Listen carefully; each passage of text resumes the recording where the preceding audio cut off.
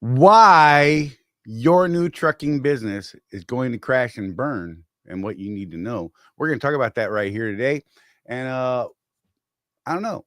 I think we've got some opinions. I'd like to see what you guys have to say as well. So let's get into it right after this. And I got to push the other button and, Paying too much for trucking insurance? What if you could save more by making one simple phone call and keep more profit? You could very well do just that with one simple call to Seabright Agency, 800-366-6466. Call now. Now here's a question that all owner-operators and small fleet owners should consider. What happens when you access the unrivaled advantages that are available through the ES Advantage program? We asked Jeff and Charley from Contractors Corner to share their thoughts on how they've been able to utilize the discounts and services that are a part of the ES Advantage. Your business will make you money if you do well at that business. And ES Advantage in trucking, they do really well at providing those services. So the effect that ES has had on our personal trucking operations, not even talking about what we do on the consulting arena, I've been able to save thousands of dollars a year in fuel because of the relationship with them. I have a new accountant that I work with, trucker CFO, that I learned about from ES Advantage. they're giving you that 10,000 yard kind of support from behind that creates a way for you to succeed, which is one of the things that we love, because anything you can do to help someone succeed is going to help them succeed. They make money by making sure you make money. Now, if you're an owner-operator or small fleet owner and you would like to learn more about how you can drive savings to the bottom line of your business, the ES Advantage program has the discounts and services that deliver the kind of unrivaled advantages that are designed to help you improve your overall operation. Get connected with the ES Advantage today.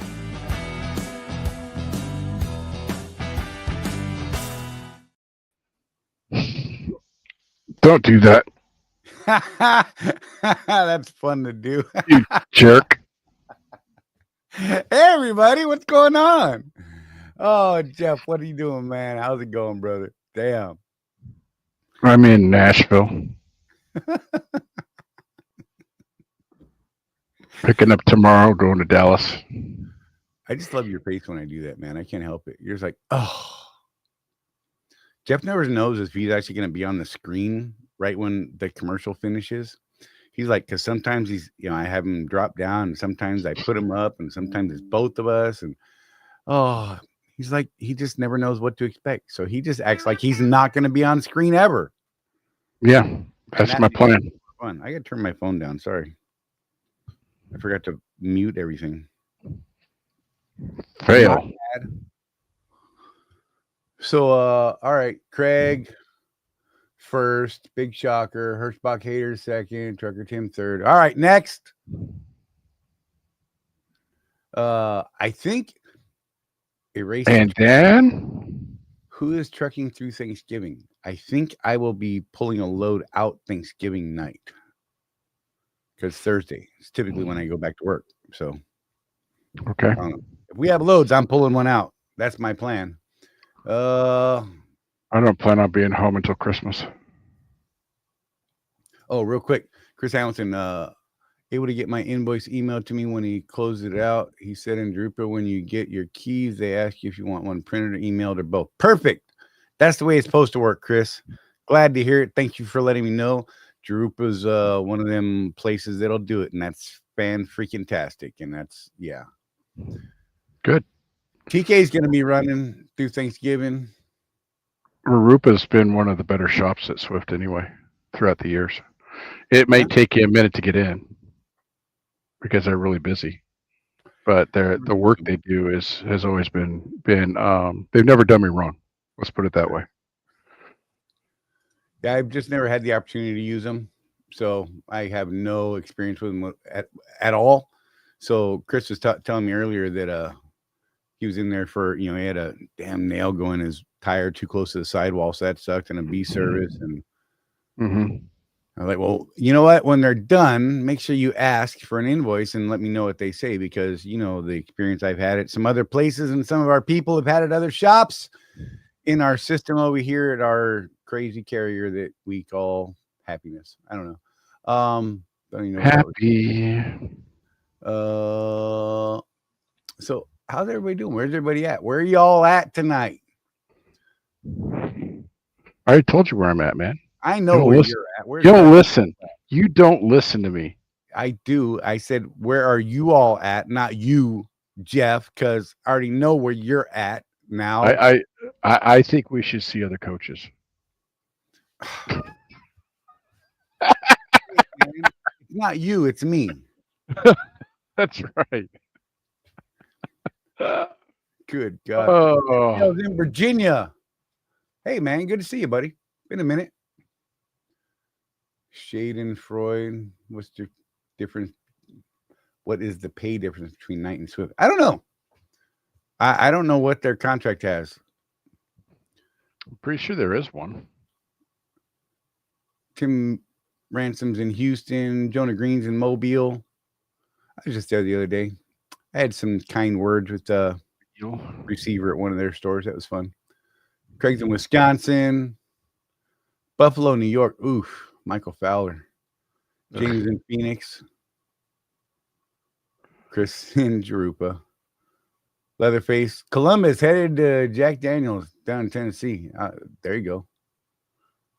Jack Daniels used to make me angry, violent. I quit drinking that stuff. Well, it's very interesting that different alcohols affect different people in different ways. Right? It's kind of fascinating. You want to hug everybody and get naked?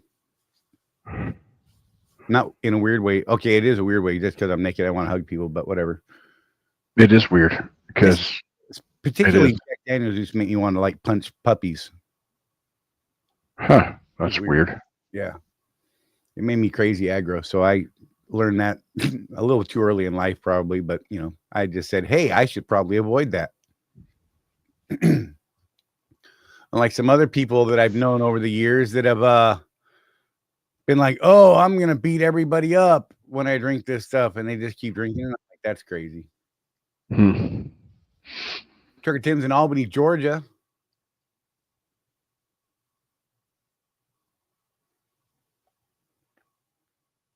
Codename Narc says Knight has better mechanics. Of course you say that. Freight Cat LLC, codename Narc. Knight has better mechanics. Okay.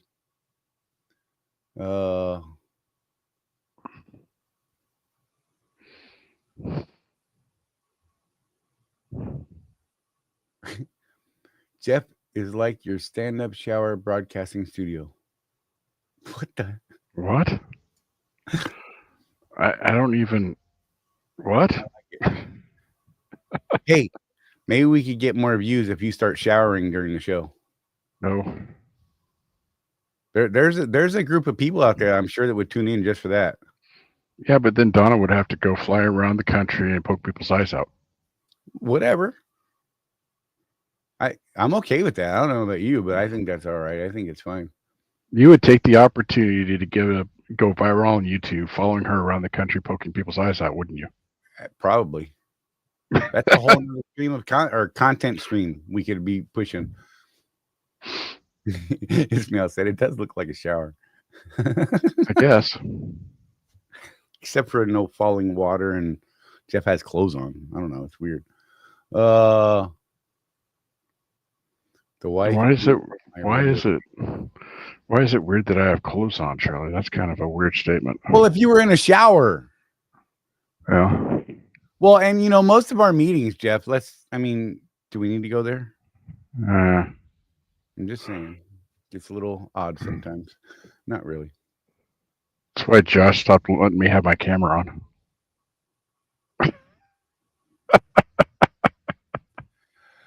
Oh, I got to answer a text. I apologize for this. It's my sister. I love her. She should know I'm not doing this, but she's asking me real serious questions.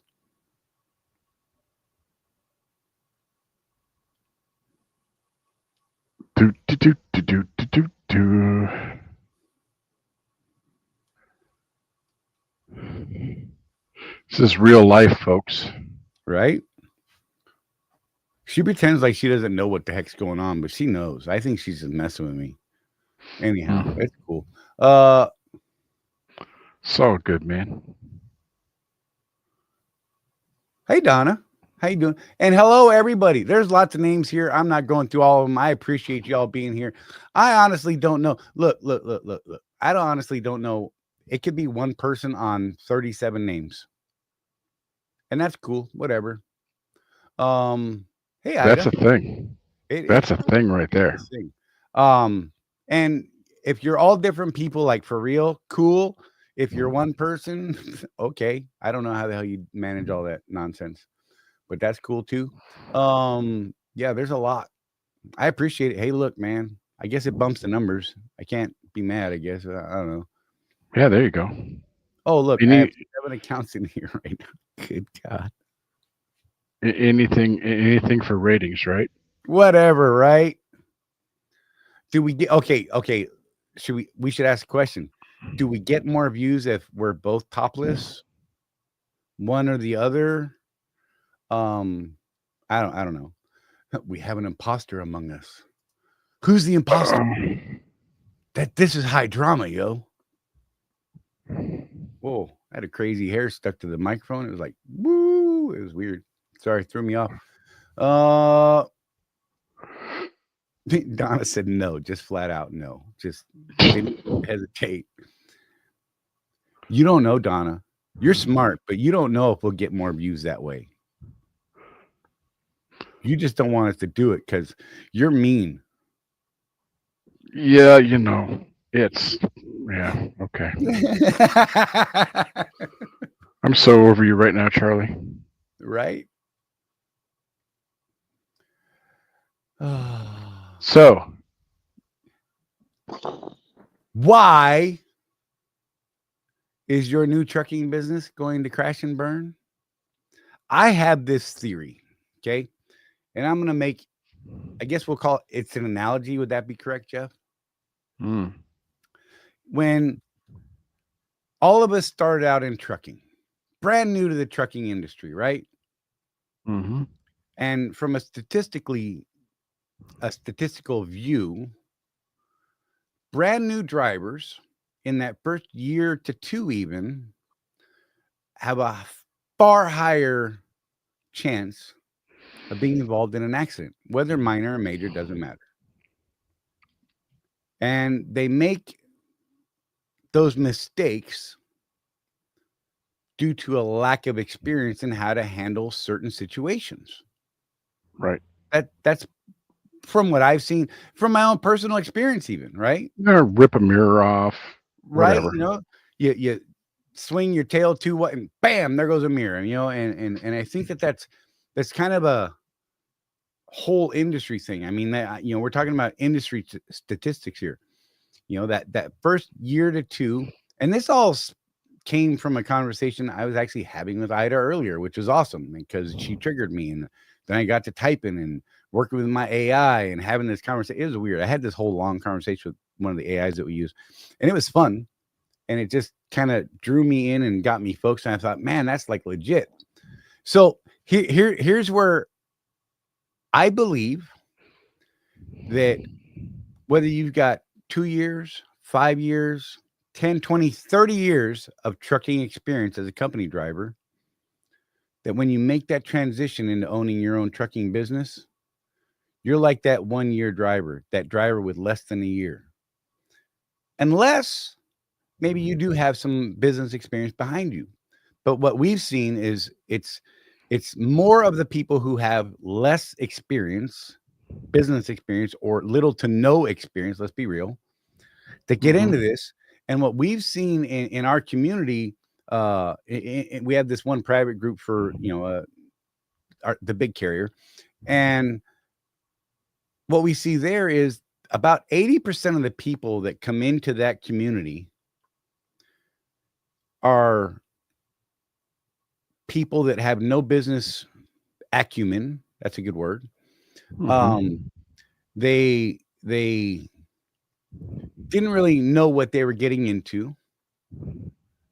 they don't use the community for what it's for.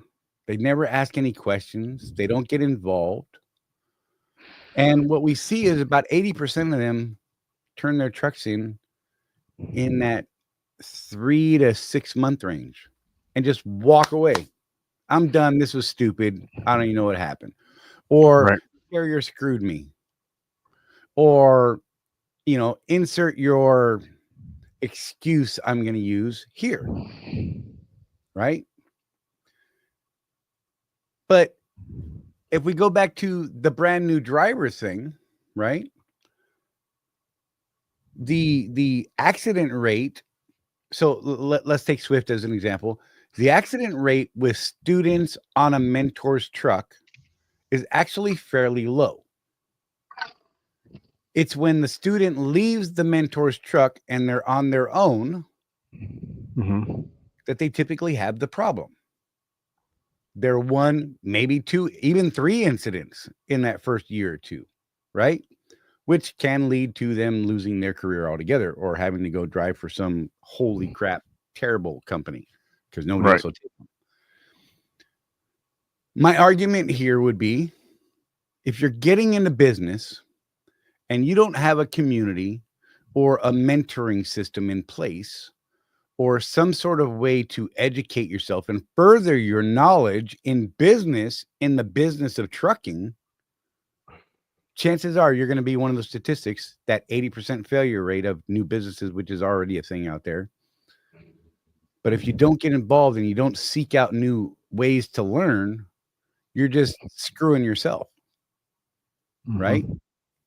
So, there is value in finding mentors, people who have done the thing that you want to do and have done it for a long period of time and can share their struggles, their journey, how they dealt with certain situations.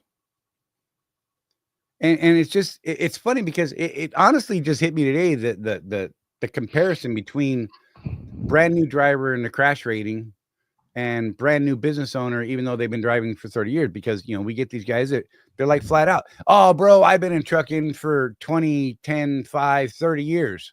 I got this. And they lease a truck, buy a truck, whatever it is they do to get their own business going. And they fail miserably, horribly, and a fiery death in that first year. Right. Yep. Why? They had no one to lead them. They had no one to guide them. They didn't ask for help. They're too damn stubborn to admit they need help. I mean, all of these things I think are true.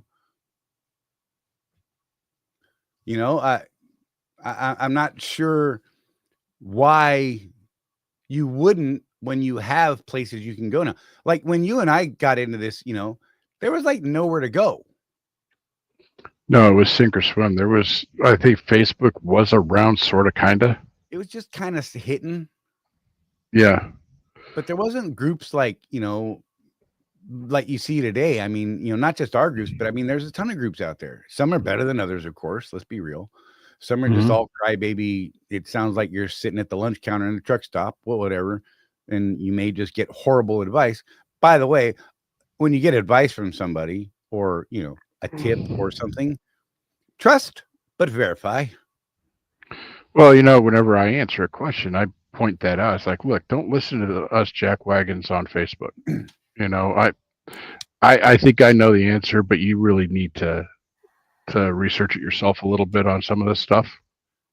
I mean, some things like the fuel mileage stuff we do and building relationships, that's fine. But, there's so many different operations out there.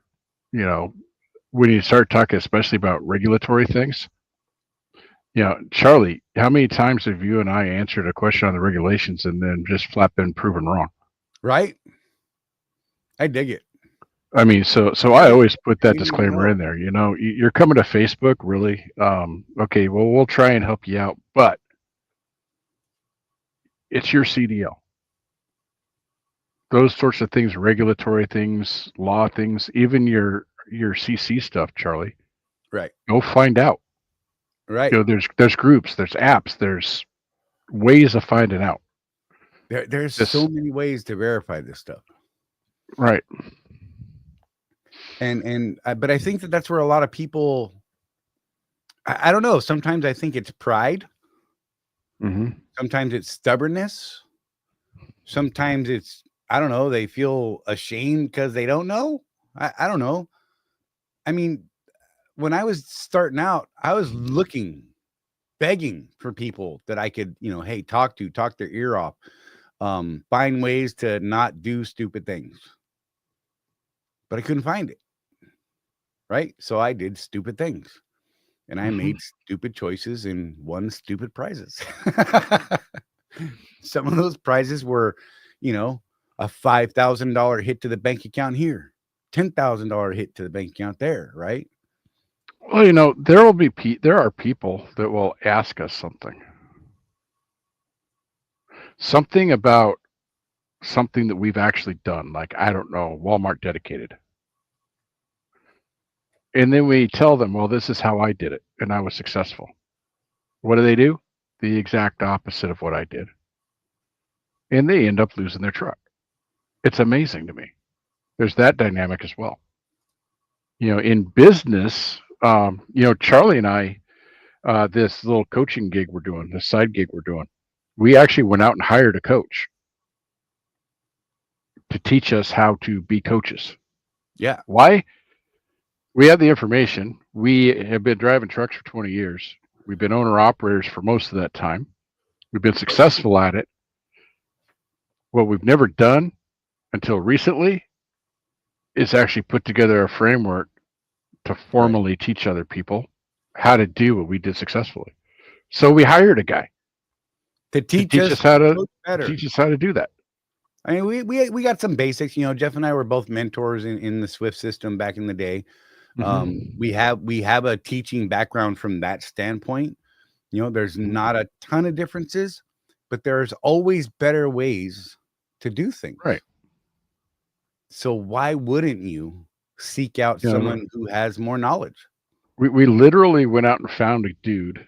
Now, he's not in the trucking industry, and those of you guys that are in the private in the subscription with us, you're going to get some training from him in January.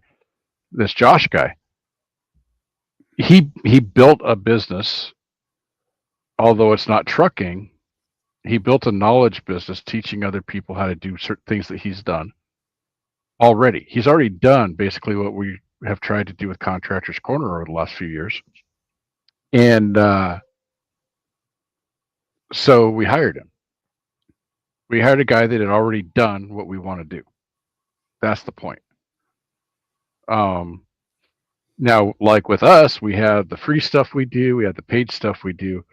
But if nothing else, go take advantage of the free stuff, right? It's free. You can join we recently opened up the Road Warrior Entrepreneurs meet and greet private group. It's still technically private, but all we're asking at this point is your email address to get in. Take advantage of that stuff. Get in there and what we're hoping for that group. We have our Swift one that we built, and this one we're hoping to get people from other carriers so that we could get some crosstalk. How's it over there? How's it over here? Oh, it's kind of second over here. How's it over there? Type of stuff. And we're not the only ones out there with Facebook groups, guys. Right. Again, buyer beware, even when it's free, right? The one that I always rag on a little bit is the NOAA website, the NOAA group, right? Right. There's guys in there legitimately trying to help other guys. Bless them, And then but most of it is just like the liar's counter in a truck stop, man. When I started driving chariots for old Moses back in the day, right? Yeah, okay, buddy. We were making $500 a mile, and this is BS, and that's BS, and the brokers they're this one kills me every time. The brokers are screwing us. Well, right. Only if you let them, but okay. It's so. But you take the good with the bad. The trick to social media, a lot of knowledge there. You got to have a filter, though. Right. You know, a lot of guys, we've seen guys even quit like the Swift Drivers Group, Charlie, Yeah. because they feel hurt or something. Because, you know, truck drivers are truck drivers. And sometimes you ask a question and you're going to get at least that one guy that says, you're an idiot. Why don't you already know that? Right. You know what I do with those guys, Charlie? Scroll on by. Right. I'm looking for real answers, bro. Power of the finger. I don't care if that guy thinks I'm an idiot. I don't have an answer. I'm looking for an answer. Okay, I'm an idiot. Whatever. But if you keep scrolling, somebody's actually going to answer that question. Right. Don't quit a group just because there's jackwagons out there.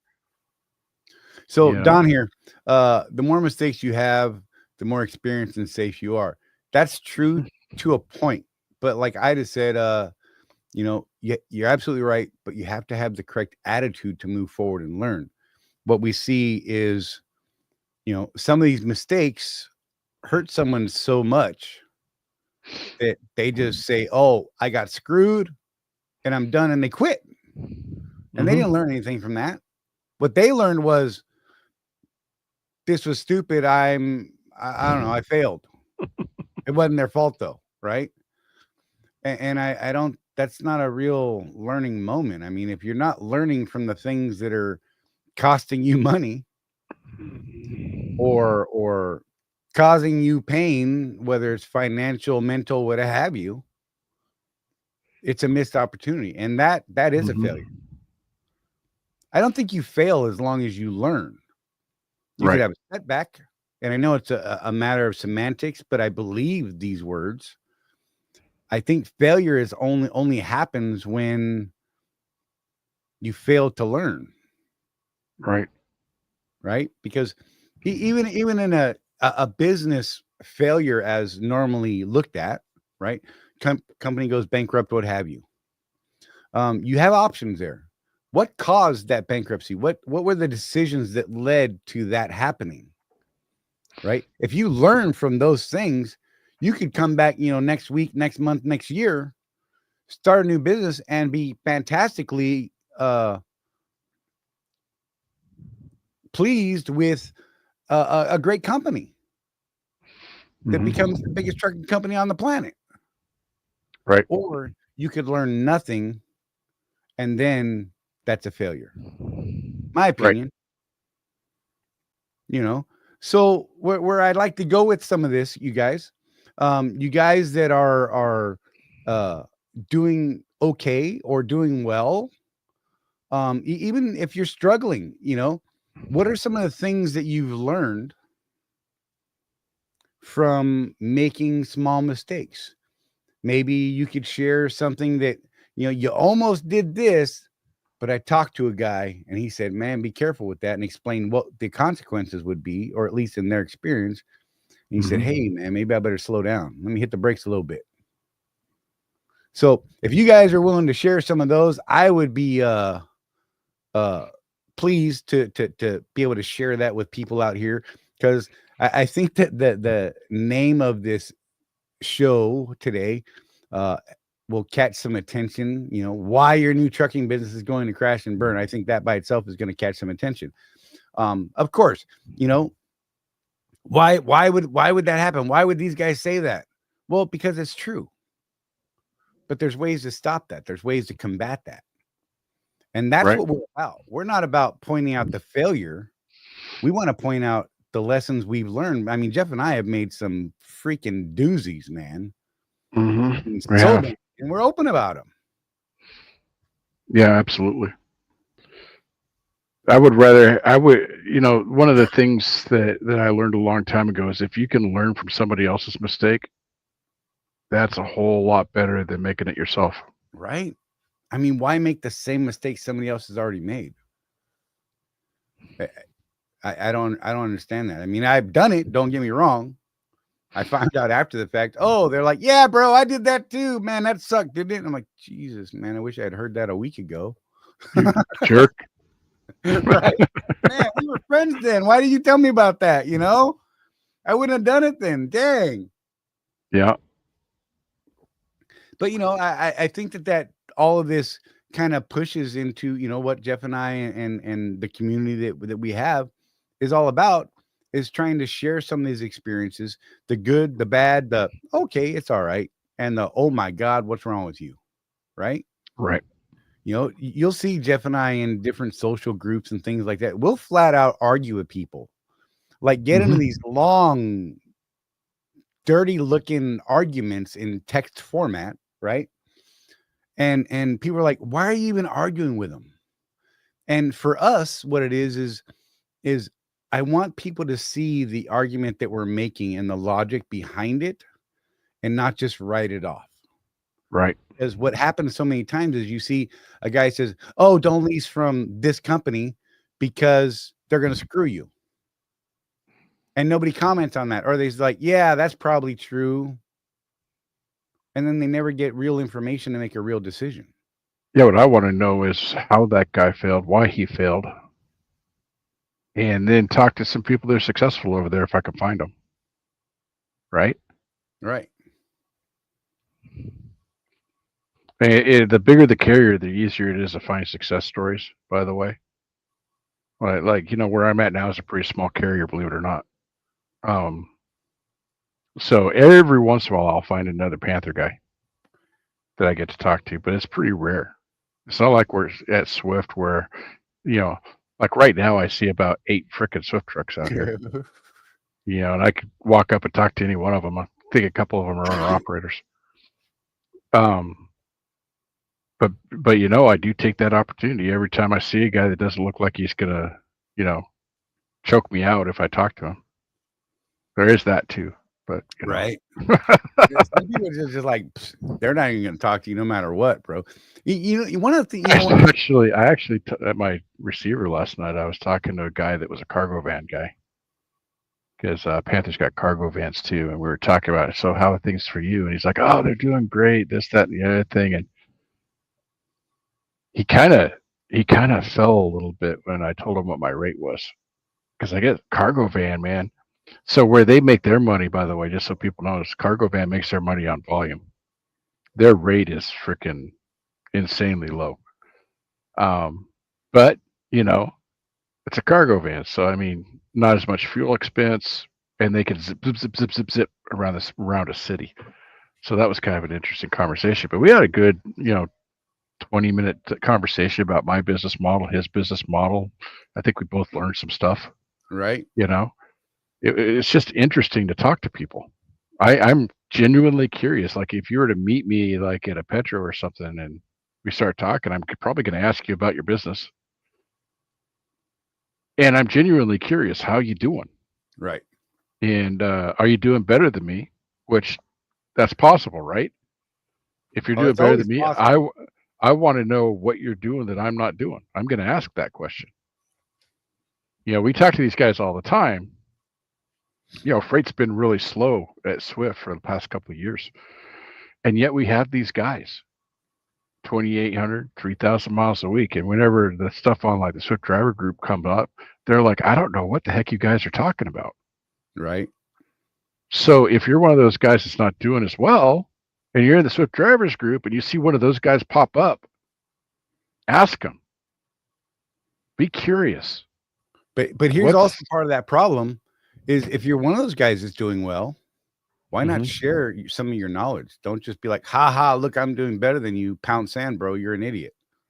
Yeah, that's true. Does that do anybody in the industry? That's true. I don't understand that view, because I mean, I run into that, and I started to say that earlier. I run into that all the time where you get these guys and they're like, oh yeah, I made these mistakes, but I'm not telling anybody about it. They should have to learn the hard way. They should have to, you know, earn their bones like I did. Well, no, you had to do it that way because there was no other options. There wasn't communities. There wasn't social media. There wasn't the YouTubes, you know? I mean, why? You know, I don't know if you had this conversation with Dana back in the day, but, and I didn't know you back then, so I don't really know, but, I never left the terminal without a student, period. Right. I was that guy that, hey, this guy's on his third mentor, Jeff, can you please take him? I'm like, sure. Right. And, you know, they would get in my truck and try to explain to me what a dick their last mentor was. And I'm like, whoa, I don't care. I'm going to watch how you drive, and we'll see if you're okay or not. Right. Just don't worry about that other guy, whatever. Anyway, Dana once told me, she said, you know why you're such a good mentor was because I work with Mike Schuler, and I had to figure it out on my own. Right. I would talk to Yeah. other mentors I would see in terminals and figure out, hey, what are you doing with your students and this and that. Man, I love the guy to death. You know that, Charlie. I'll go out and have dinner with him anytime. But as a driver development guy, he was not as helpful as others. And we did have to figure it out on our own a little bit Right. more than maybe someone out of Phoenix would. Now, if you were standing right in front of Mike, Oh my! I've got stories about that. he was your best friend and just chatty Cathy, and I mean, he had helpful tips and tricks. But once you're out of his sight, you're out of his mind, I think. And Yeah. again, I dug the guy. I still dig the guy. Him and his wife are awesome in my book. Yeah. They both long since moved on, and they're gone doing other things, and that's great for them. But man, what Jeff is saying about Mike was like, that was legit. Like if you talk to him face to face, man, you could get some answers. You could work through some things, but after that, you were done. Mhm. Sort it out, bro. So that's kind of how I learned kind of the framework that I work under today, Charlie. Right. Was that experience of, well, I'm at the Phoenix terminal and there's like 2,000 mentors there. I start talking to them. Right. Especially when I first started, it was like, okay, so how much team are you guys running and this and that? I learned about, how to evaluate students to see if they were even, for lack of a better term, worthy of doing team. Right. Because what you don't want to do is wake up dead, right? So as a mentor, you had to be evaluating the student to see if they were trustworthy to drive your truck with you sleeping. You're right. Yeah, that's just reality, So yeah, there was a lot of that back in the day. When I first became an owner operator, I tried to find other 9-1 number trucks back in the day. Right. 9-7s and all that, when we used to have different bumper numbers. And man, I would talk to these guys. Hey, how are you doing? Oh, well, so you're doing better than me. I want to know why. What are you doing that I'm not doing? Right. And I learned a lot, but it was not as easy as it is today with social media. You had to go out and find these people. I've told people before that when I first started driving, when I had my Volvo company truck that broke down every other day. I would go into the truck stops wearing my Swift Polo that they gave me an orientation, and I'd sit down at the counter and, oh, freaking Swift. Right. But you know what? I'd let people know that I just started like a month or two ago, and boy, did things change. Oh, you're so brand new. Yeah, everybody's got to start somewhere. And let me tell you, this is what you want to do. And I got some good advice. I got some crap advice. But man, once you start talking to people, there's kind of this stigma around Swift. But if you can get past it, you'll learn a lot about the business. I just said here, don't lock yourself into only one method to accomplish your goals.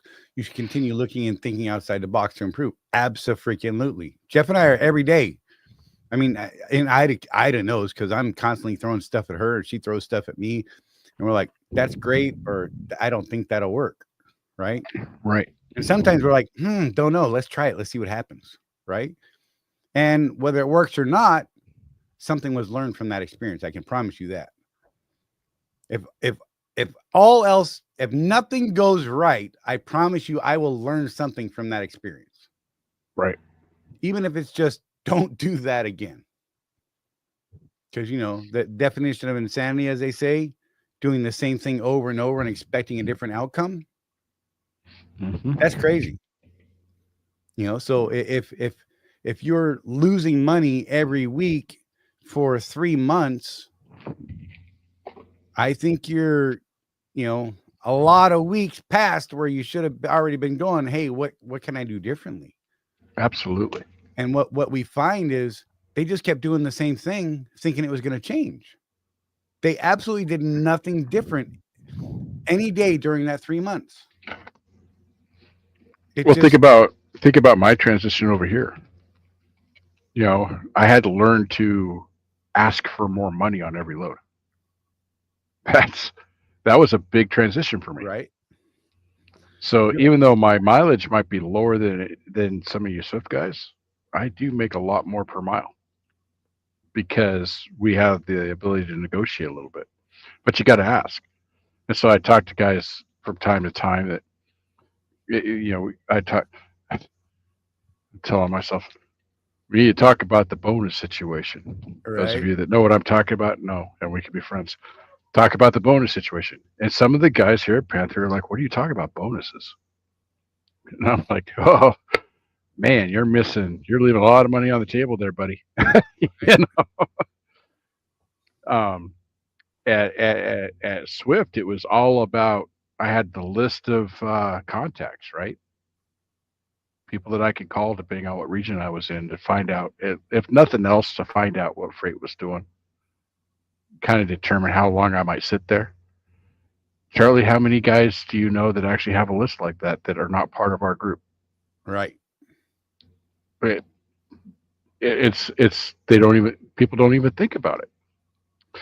You got to think about first of all, what does success look like to you? And then how do you get there? You know? And let's be clear, success is different for everybody. Right. Success for me might be 2,000 miles a week, only working 3 days a week. Right. Mm-hmm. That's great. That's not a ton of money in most operations, unless you're running some sort of specialized freight. Whereas success for, you might be, 3,500 miles a week solo, running every day of the week. Well, let's take it to the turn that we're trying to get people to look at, Charlie. Maybe your success means 10 trucks leased on somewhere and you're running the whole thing from home. There you go. I'm just saying, possibilities, right? Right. That's one thing that I'll just say real quick, that especially at the megas like Swift, Schneider, JB Hunt, people seem to limit themselves to that one truck. I know I did for 18 years. And it wasn't until we started doing what we do now, Charlie, I started seeing guys that actually built small fleets. Right. And I'm like, huh. They don't have their own authority. They're leased on to a Panther or a Landstar or whatever. And they're doing really well, right? I think that we limit ourselves in many cases. And if you put yourself out there, you get to know more people, whether it's through social or it's the Liars Counter or wherever, right? You start seeing possibilities that maybe they didn't occur to you until that one guy said, I'll even, one of my stories from back in the day, Charlie, the guy that was hauling small boats between California and Virginia, back and forth for the Navy. He made enough money doing that he and his two sons that ran the pilot cars for him each made 6 figures in the bank every year. Right. I wouldn't have known that type of operation even existed if I hadn't have been talking to people. Now, he did let me know that he would never tell anybody how to get into that business because he doesn't want the competition. But he did hint that maybe it would help if you were in the Navy at some point. Yep. I mean, the two brothers that hauled our ammo from Fort Lewis out to Yakima, right? Both retired Army. The older brother was the quartermaster of Fort Lewis. Yeah, that's when definitely he retired. So you know how they got that contract? They retired and said, "Hey, new quartermaster, let's talk." Right. Relationships. Something for you. People can call BS on that sort of thing all they want, nepotism, whatever. Relationships, bro. Relationships. Right. That's what business is built on, is relationships. And without the relationships, you are, to use that metaphor, a lonely ship adrift at sea, all alone in the middle of the ocean. And your business might explode. Fiery. Right? Sink. No one will even know or care. Yep. Down all the way down to the Mariana Trench. Boom. Turkey Tim said, Jeff, I do want to reach out and learn more about how your guys running his fleet. That operation where the drivers are still contractors. That looks like the way I'd want to do it too. There you go. It's interesting. We can definitely talk about that too. Look, Craig knows a few DOD agents, you know. There you go. And James like, nope, it's all on who you know. I mean, that's it. Some people call it butt kissing, right? I call it conversations. We just had an argument with a guy about that a few months ago. Remember, right. Charlie? Yeah. He just would not. Oh, I don't kiss butt. I'm like, well, you know, I mean, you either want to do well or you don't. And in order to do well in society, in business, you have to get along, at least. Right. You know, let's be a good human.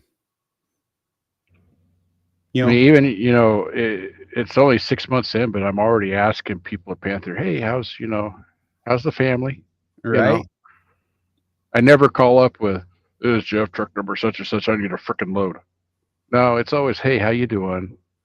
You know, be a human being, for crying out loud. You know? Take it easy, TK. Be safe, man. Yeah, it's weird because, you know, you get that, you know, like we were touching on a second ago, they go into these conversations and it's me, do for me now. Mm-hmm. And pound sand you, I don't care about you. Right. And who's more likely to help you than someone that thinks that, you know, you're cordial with, you have a relationship built, you know, whether you feel it's right or wrong. You know, how many handshake deals are done in business every day that turn millions of dollars, you know, into billions of dollars. Right. All because of the relationships they have, the people they know, the networks they've built, the relationships that they've built. And far too often we get these individuals that are like, I'm not doing that. I shouldn't have to. Even playing field, it should all be flat and we should all get the exact same shot at the exact same thing. Whatever. You know, free market's the free market for a reason. You know, throw that in with building good, solid relationships with shippers or brokers or what have you, or a carrier, and multiple people within those carriers. Those people typically do better. Right. Not typically, they do better. The guy that's out there, you know, constantly griping and yelling at people, oh, get me this or else you're fired. I love that. I'm firing my OOC. Okay, good luck. I can already tell you're doomed with the next one, probably. Well, and people hop carriers. Right? They're not happy at one carrier. They go to the next one. And you know what, Charlie? They ain't happy there either. There's a psychology to all that. Right. You know, I mean, you know, a lot of people, well, why, Charlie, are you still at Swift? And Jeff, why were you there for 18 flipping years at Swift? Really? Hey, man, I was successful. When I did finally change carriers, Charlie could tell you he was right there coaching me through it. This has not been an easy transition. Right. You know, especially the first month or so, I was like, what the heck did I do to myself? You know, Chris, I know Jeff and Charlie and where it has gotten me and CW, our best buddy, in the poorhouse. Man, let's fight. Oh, my bad. But no, I mean, Chris is actually a really good example. He's like the poster child of doing things the right way. I mean, could he fail tomorrow? Absolutely. What are the odds of that? I think they're pretty slim. It would have to be something catastrophic at this point. Yeah. And I mean horribly fiery catastrophic. Like his engine blows up and they don't have rentals. Right? and I mean, you know, but even that, looked at in the right vision could just be a setback. Mm-hmm. So I am seeing some things I want to address here, based on my recent experience. James and Josh here, kind of similar things. Jesse Swift in the next company is color of truck. The reason the grass is greener is because of the manure. I'm gonna say, I think that's a limiting belief, Charlie. Yep. You have to look at each business opportunity. The whole point of what we do, and most of you that watch our content, most of you that are involved in the various groups that we run, certainly those of you that are paying to be in the paid community where we do the Zoom calls and the training and stuff, are business owners. You need to look at the actual business opportunity that's out there. I can tell you, James, there's definite differences between the companies. There's different opportunities at different companies. So here's what is true, is that across the board, and Charlie, you and I have talked about this, Right. across the board, a truck driver in the United States, no matter where you go, makes about the same amount of money. I mean, you can look it up on the Bureau of Labor Statistics website. I'm not going to look it up right now, but you can go do that. Yeah, there is an average pay for owner-operator truckers in the United States. There's an average pay for company drivers. They have all those statistics. So here's the question, though. Which opportunity appeals to you? Which opportunity is going to get you closer to your vision of the future? Okay. If you want to be a fleet owner, how easy is it to grow a fleet at that carrier? How expensive are the trucks? How expensive is the money that you're going to have to borrow? Different carriers have different deals on that. You got to look at all of that before you actually pull the trigger on something. So I'm not going to say that there's no difference between companies. I'm also not going to say the grass isn't greener on the other side of the fence. It depends 100% on you. Yep. If you see an opportunity and you're excited about it, I mean, it could just be, Charlie, that you see an opportunity. And this is what actually finally pulled me out of Swift. I saw an opportunity that excited me. Right. And I wanted to go do that thing. It was a whole new business model. Right. In a completely different niche of the industry. Yep. With, I mean, some risk, yeah, but I don't think as much as, it might have been in other opportunities. Mm-hmm. And Jeff, because of, the community we have, actually has a support system behind him. And we have our own team of people that, help guide us through certain scenarios and things like that, Going at all this alone, good luck, man. It's a long, hard, lonely road that way. I know I'm harping on the community thing, and look, we have a free community, and there's a wealth of knowledge in there. Chime in, ask questions, right? Mm-hmm. If you want more individualized and much deeper type coaching, mentoring, however you'd like to look at it, we've got a solution for that too. And we absolutely are charging for that. And rightfully so.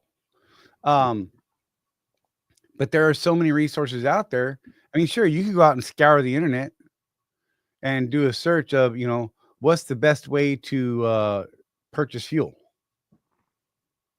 right? And you'll find 100 articles out there, and they're all different. Mm-hmm. With no statistical backing or proof of concept. But you don't know that.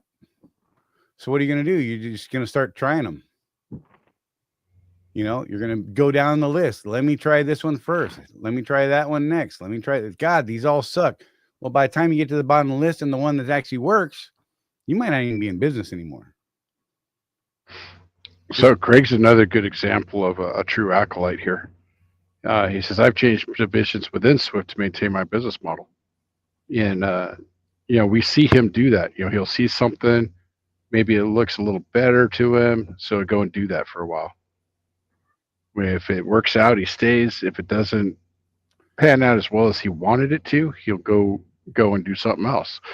He's not stagnant, because that's one of the good things about Swift, Charlie, is all the different divisions that they have.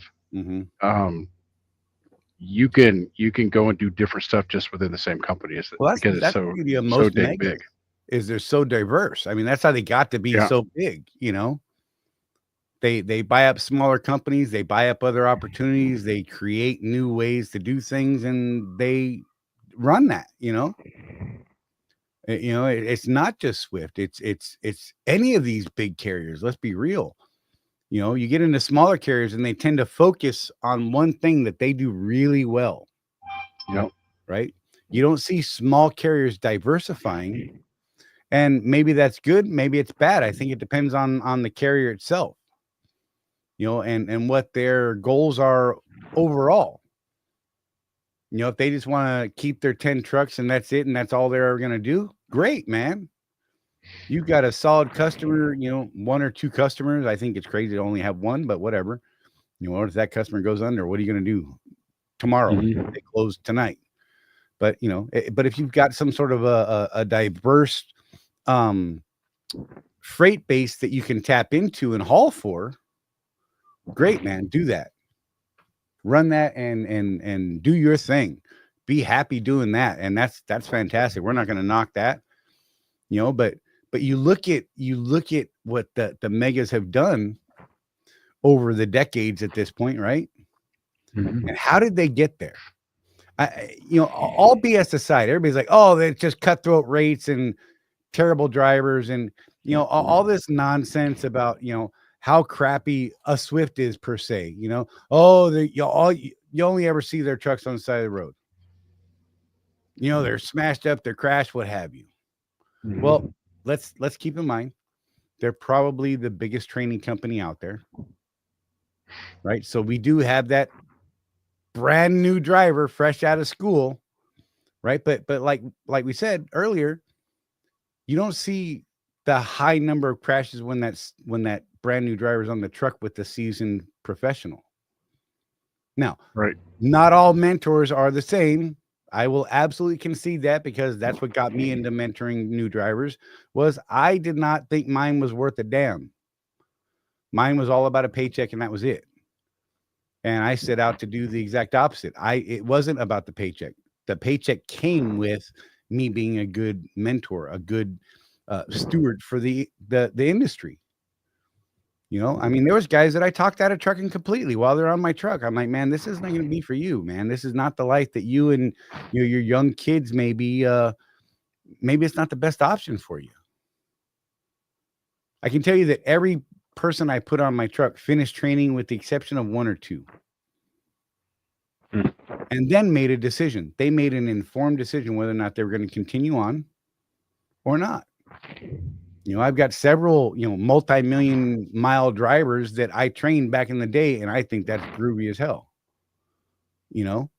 And I'm absolutely cool with that. And I've got drivers that, I had one back in the day that I trained him up. He ran for a couple months and made a crazy decision.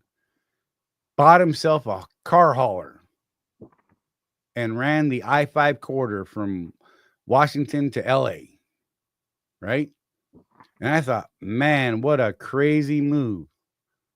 A couple years later, I heard from him, he's got, 5-10 trucks. And he made that jump with like 6 months of experience. So can it happen? Absolutely. Mm-hmm. Is it the norm? Probably not. But he actually did find a community of car haulers that taught him, hey, man, do this, don't do this. Hey, do this, don't do this. Definitely don't do this thing. And he told me about that. But without that, what would his chances have been? I mean, let's be real. That's kind of a trippy market to work in. Right. And I think that's the same no matter what. But going back to the megas thing, look at how they got. I mean, they all started somewhere. They all started with one or two trucks. The Swift family, they started with a single truck. The Moyes family, Jerry Moyes, one damn truck. Yep. Running from Phoenix to LA and back. That's it. And look what that turned into. You know, the Knight brothers, you know, didn't grow as large, but they built themselves into a position where they technically now own, I don't even know how many trucking companies. Yep. One of them being Swift through that merger. You know, it's not the Moyes family name at the very top of that list anymore. It's the Knight Right. family. You know, you can say whatever you want about the merger, buyout, whatever. I don't even care. I don't care about the words on that one. But look at what they did over time. I mean, how do you not try and get into someone like that when you have, if you have an opportunity to sit down and talk to a Jerry Moyes, a Kevin Knight, and say, hey man, what was it like starting out? What kind of advice could you give to someone that's just starting out and on this journey? Mhm. And I believe Kevin Knight, and you know, it was unfortunate we only had a really short time to talk with Kevin, you know, in Phoenix back in September, Jeff. I really wish I had, you know, a half hour or more that I could have said, hey, I'm really interested in your story. You know, how did you go from a single truck? Oh, you started working with Swift. What? You were basically a company driver and a contractor under Swift, and now you own Swift. Yep. That's an interesting journey. The amazing thing to me about them is, wrap your mind around this one, folks.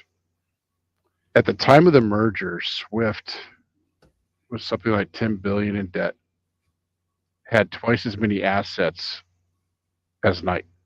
Knight was able to come in and buy all those shares and get the balance sheet straightened out within a few short years. So if you want to talk about who won that big Swift versus Knight competition, I'm saying Knight won, hands down. Even though they didn't grow their own fleet nearly as big as Jerry grew his, they were in a position to take over Swift when the time was right. That's pretty amazing if you think about it. Right. So I'm going back through some of these comments. The first comment was my pay rarely fluctuates by huge margins, always 2,500 miles and 1,500 a week, every week. I'll just take the 1,500 every week and be happy. And absolutely, It's up to you. you do you. Power to you. I dig it, man. If that's what you want to do. But I have to be the guy right now because I saw that earlier, and you know what my first thought was, Charlie? It's about $1,000 light for that many miles for my operation. You know, but no responsibility for truck Oh, I know. maintenance, you know, fuel, although no risk. I know. But you know, a lot of these guys, they don't want to talk about the upside of being in business. That's the upside. The upside is, I'm telling you, at 2,500 miles in a week, I would make $2,500. My truck profits me personally $1 a mile. And basically what you're saying here, Hirschbach Hillbillies from Hell, is that that's it. That's your potential. Yeah. You're capped out. So I mean, I get the stability thing absolutely though, because there is the downside. You know, if I do 1,000 miles, guess what? My paycheck is $1,000. So there is that. I get the consistency thing. I absolutely do. But you know, we like to look at the upside and the downside both. We're in it for the game, and we're in it for the long haul. So. And the potential. You know, up and down. The potential is kind of fun trying to figure it out. Mm-hmm. You know, sometimes it's down and you're like, man, that one sucked. You know, but you learn from it and you move on. CW said, even being a training company, Swift has a higher safety rating than most companies. And that's an absolute fact. You look at how many miles and how many trucks and how many miles are run every year. And they've actually got a pretty good safety record.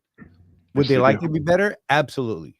But everybody thinks Swift is this terrible crash test dummy company, but it's because there's 30,000 trucks. Well, yeah, when you start comparing apples to apples, because the way the FMCSA looks at it is how many crashes, how many fatalities, how many injuries per 1 million miles driven. That's the statistic. That's how they smooth it out and say apples to apples. And Swift Transportation, I think it was 2 years ago was the last time we really looked at it, Charlie, and they were like number 2 safest company. Right. I mean, you know, but 13,880 power units at just Swift. 13,500 drivers. I'm looking at the Safer stats right now. Out of service on vehicle inspection is 19.5%. The national average is 22.26. So they're beating the national average. Inspections on drivers.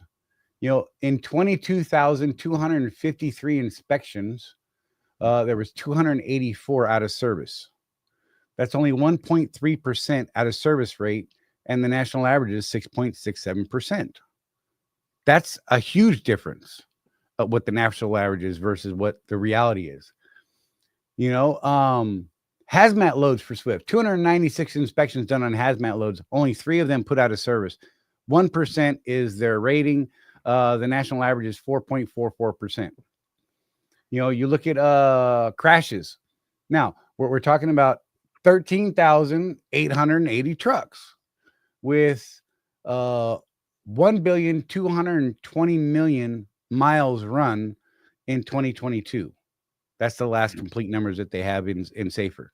So 1,220,000,000 miles run in the year 2022 by Swift trucks.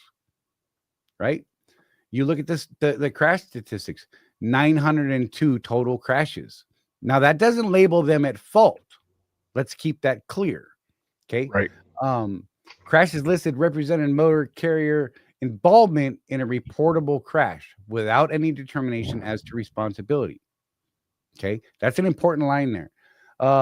They were involved in 37 fatal crashes during the reporting period. It's a rolling average 24 months. The current numbers are for November 18th, 2024.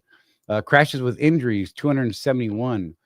Crashes with tow that required a tow away for somebody is 594, and that's a total of 902 out of 1,220,000,000 miles in a single year.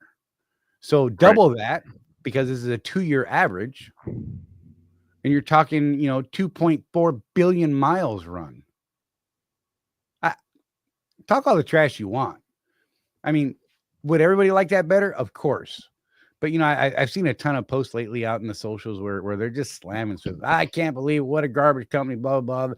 I don't even know why they still have their DOT authority. Can't even believe that they have insurance, even though they're self-insured and blah, blah, blah. The self-insurance thing only covers them to a certain point, by the way.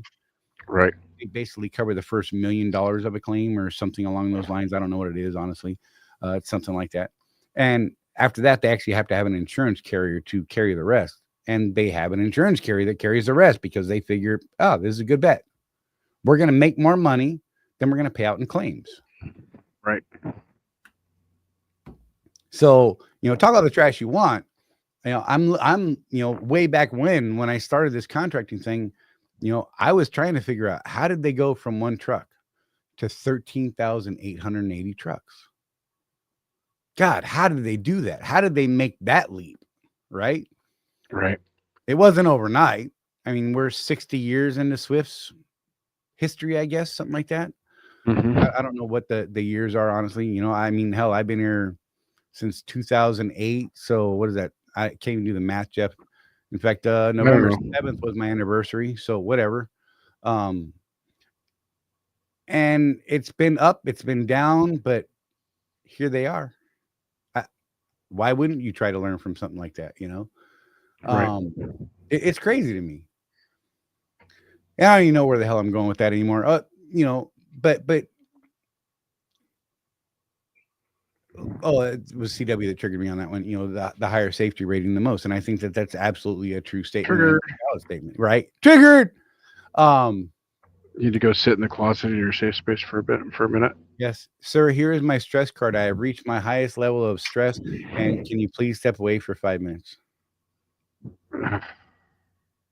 Drill sergeant. No drill sergeant. 1, 2, 3. Just saying. Oh, Hey, Kathy, good to see you. Glad you're here.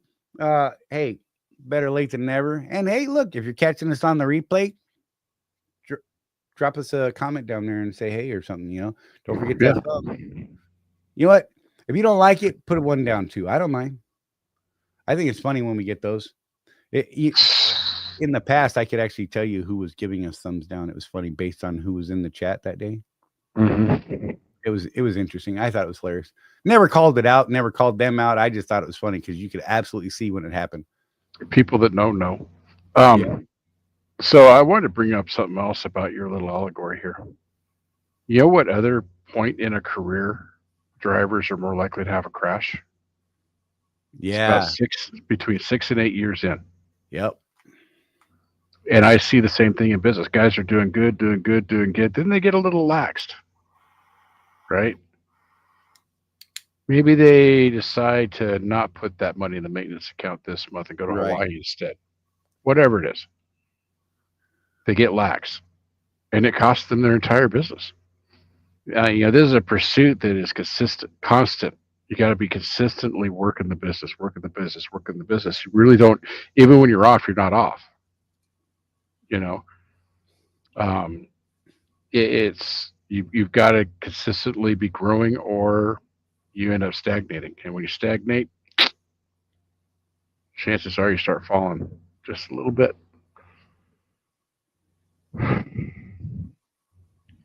No, and CW, that's absolutely a true statement. Our news cycle these days, you know what? In your personal life, even people as individuals, right? We tend to focus on the bad things that happen to us. We don't let the bad things go. Right? So we only report the bad. We remember the bad. And it's funny because you would think you would just focus on the good things, right? Right. I mean, you have no good without bad. Because if there aren't bad things, there's nothing to base the good things off of, and then they're just things and they're flat, right? Right. But you would think that we would talk about a guy with 5 million miles and never been in an accident. Mm-hmm. There's a few of them at Swift, by the way. Yeah, and you just don't see that very often.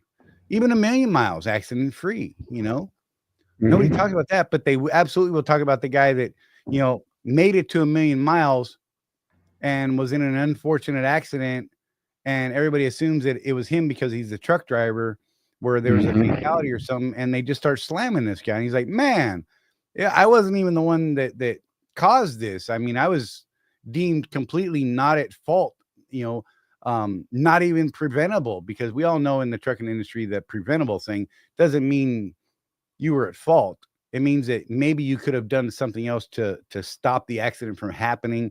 And I think it's a sham the way that they do that sometimes, but whatever. But at the same time, you're driving on the highway and a guy's merging on, and you had the opportunity to speed up, slow down, and move over, and you didn't. And you're just like, to hell with it. I'm going to let this guy eat my trailer. Well, that's a legitimate preventable accident to me. Could they have avoided it? Absolutely. Could you? Yep. So that to me is a legitimate preventable type deal. Yeah, I see a lot of those dash cam videos that end up on my reels. Right. The right away ones are the ones that bother me. Right. Because you'll have all these comments. Well, according to the law, you don't have to let people on the freeway. Okay, you didn't have to hit the guy either. Right. You made the choice to keep on going. You saw that car there. You decided to keep on going. What the heck, man? Shop Beeves, what's going on? Trucker Dan. Sorry, I get excited when I see names pop up. Been a minute, Shop. Oh, man. Hey, Kenneth. What's up, buddy? Sorry, just getting caught up. Yeah, Josh, you used to hear it a lot more in truck stops. It's weird though, on the socials, like this past 2 weeks, I've seen a ton of this, Swift bashing or JB bashing or Schneider even, and I'm like, wow, man, You know, and you pull up their stats and you're like, that's actually pretty impressive. You know, they only had that many accidents they were involved in with that many miles run. That's damn. That's pretty impressive. Yeah. I mean, it's against the odds if you think about it. You know, I'm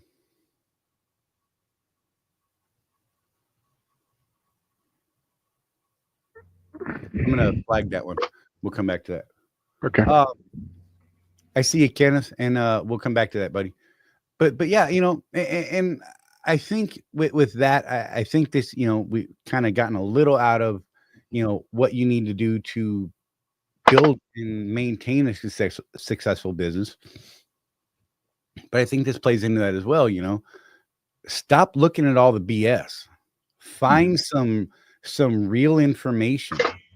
Find a mentor or mentors or a community of people that, you know, have or can build your trust through knowledge, through experience, and verifiable ways of doing things. You know, Right. Is what they did. Can I recreate what they did and get the same result? You know, Jeff and I teach some very basic steps on purchasing fuel, how to shop for fuel, how to pay for that fuel. Right. Are those the only ways to do things? Absolutely not. There's many ways to do it. Right. But we know they are tried and true. That doesn't mean we're not looking for other ways. I mean, we look at other opportunities like that all the time. But if we can't recreate those, you know, good outcomes, we move on to the next thing and we fall back on what we know works. Right. You know, that's sound business to me. You know, maybe you're a much deeper risk taker. You know, understand with risk comes reward, with risk comes cost. Eventually. Right. You know, so So yeah, you got to look at both sides, the upside and the downside. right. You know, people that trade stocks for a living, I know a few, and they always look at the upside and the downside. You know how they say in business, Charlie, really is that they only actually win on probably 30% of their trades, but they set a stop loss limit on every trade. They're willing to risk X amount of percentage of the trade on that trade, and then they get stopped out. So they're never risking everything all at once. Well, it's the same way with serial entrepreneurs, right? Mm-hmm. You know, in the circles that you and I follow in our continuing outside education, right? Mm-hmm. For anyone who doesn't understand the term serial entrepreneur, this is someone who starts and builds multiple businesses over and over and over again. Right. And then sells them. Right. And then sells them off. And they may start 10 or 15 businesses, but only get one of those to sell at a profit. But it's enough that it covers all those other things that didn't work out. Right. Were they failures? No, because they absolutely learned things from those and were able to apply that knowledge to what else they were working on moving forward. Even Kiyosaki, you know, I think you heard that podcast with what's her name? That Taha lady. Yeah. Where he was talking about only 1 out of 5 of his investments actually pan out. Right. But the ones that pan out, dude's a billionaire. So, you know, there's that. Right. And Blackbeard, that's absolutely a truer statement I couldn't ask for. Want to be successful? Surround yourself with successful people. Right. Find the people who are doing what it is that you want to do and doing it well, and start learning. Talk to them, ask questions. You know, earlier someone or Chris said earlier, you know, absolutely you should be, you know, asking questions and then ask more questions, then follow up with more questions. Mm-hmm. As long as people are willing to give you good answers and you can check that out, you know, again, trust but verify. You know, does this actually make sense? Is this repeatable? Can I take the same steps and get the same or better outcome? Yep. You know, one of the more interesting stories I've heard recently, Charlie, and I know you're down with this one too, is the capitalist.com guy, the guy that Right. started capitalist.com. He started this supplement business. He's one of those bros. He's all stacked, all that, you know. So I he got starts the muscles on supplement. muscles. He started this supplement business years ago, sold it for like a $12 million exit or something like that. So he's all like, yeah, win, right? A couple of years later, the guy he sold it to runs it into the ground. He just bought that company back for something like 10 cents on the dollar of what he sold it for. And now he's rebuilding the company again and Right. hoping to exit at a 20 million exit next time. Isn't that a crazy story though? I mean, that's hilarious. Well, you know, Tony Dennis has told us about businesses that he's built, and then he sells them, and within 5 years, the business is bankrupt because it didn't have the Tony factor. Right. Right? The people buy these businesses. Oh, it's successful. I'm going to buy it. Well, They then don't know how to run the business. and what Tony has told us is that there's times when he's like, you know, if you just would have asked me, I would have told you how to run it, but they don't. Right. You know, it's Because we're smart and we know how to run business. Right. And look at us, we're buying your business, so we know how to run it because we got the means to buy it. So of course we would know how to run it. Yep. Oh man, how many times that goes wrong for these folks. And you know, this gets back to what you were saying about the trucking industry, Charlie. Guys have been trucking for 30 years. So let's say you've been trucking for 30 years, and honestly, I gotta tell you, I don't know why you still drive after that. I think you should be retired, but that's just me. So now you've got, say, $100,000 in the bank, and you decide I'm going to be an owner operator now. So you take that $80,000 to $100,000 and buy yourself a truck, but you don't know anything about running that business. And did you spend it all on that truck? Did you save a buffer? And so let's use the stories we've heard from Tony about this. Did you ask anybody how to run the business? Did you ask Jeff and Charlie? Did you ask Craig? There's a couple other people we know that will give out advice. Did you just ask anybody how to do the business? If you're leasing on with a mega carrier, you do have a bit of a safety net, Right. which we actually have talked about quite a bit. But you know, worst case scenario, Charlie, these guys, they'll go out. I got $150,000. I'm going to buy me a Peterbilt for $70,000 in a trailer, and I'm going to go get my own authority. And I'm gonna drive 100 miles an hour everywhere I go. And then, so they never even bothered to see what the insurance was going to cost them, and then they get all upset because the insurance costs so much. Right. Seems to me that should have been something. If you're paying cash for a truck, you've had some success. I would think that you would know to go ask what the insurance is going to cost. You know, I'm just saying. They spent the entire 150 on their truck and trailer, and now find out that they got to drop $30K to pay for the insurance for the first year. And they're like, Right. well, what? Mm-hmm. And now they're back at their company job trying to save another $30K, and that truck is rotting in their front yard. And then none of the brokers will work with them because they have no authority. Right. It's You know, so there's just so much to learn before you pull the trigger on stuff like that. You know. So it's come up a couple times, so I'm just going to caution people. Yes, there's changes coming at Swift. Let's not try to guess what they're going to do. If you've talked to people in Rapid about it, the people in Rapid don't know. I can tell you that absolutely, just from the meetings Charlie and I have had, the people in Rapid do not know what the deal is going to be. They don't have a clue. So don't listen to. I love those people, especially Becky, love her to death, but they just don't know. They haven't been told anything other than there's a change, and they're hoping that it's this thing. And I'm just going to caution everybody: wait until there's an offer. Right. When Slow there's down. an offer, read the contract and see if it meets your goals. I'm thinking, from what I know about it, I'm going to encourage people, read that contract. I think there's going to be some good things in it, and there's going to be some head scratchers in it. Right. And you're going to have to determine if it's good for your business or not. And when it does come out, we'll be there to help you through it. Right. So CW, 30 years there. Reason I'm still out here is just the last 11 years have been good and enjoying time with the wife as a team truck. Look, I Team I truck, can yeah, that's totally cool. relate to this. Well, I you can do that. absolutely relate to that. You know, Rosie's been on the truck 9 years now, which is crazy to me because I swear it's only been a couple years. And it's to the point now where I can't even imagine because I'm a big wuss at this point. Like I don't even want to go truck by myself. Just don't want to do it. I've actually tried a couple times over the last couple years. Went and tried to run a couple solo weeks, something like that. You know, I made like 1 or 2 nights out, and I'm like, I'm going home. Screw this. Yeah. I need my woobie, my emotional support wife.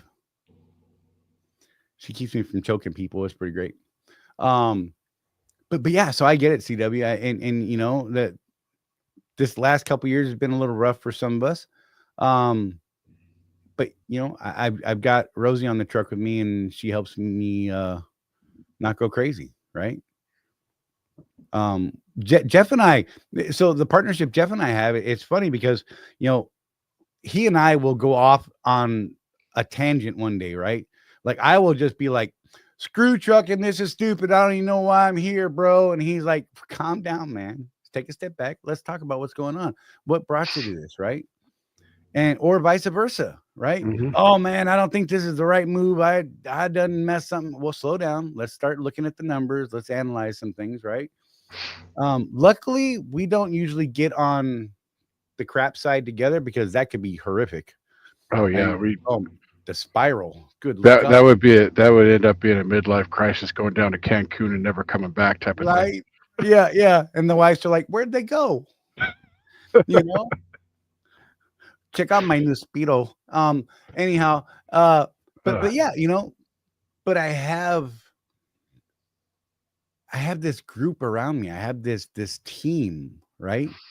The community. You know, I have a very tight community and I have a broader community and a much wider community.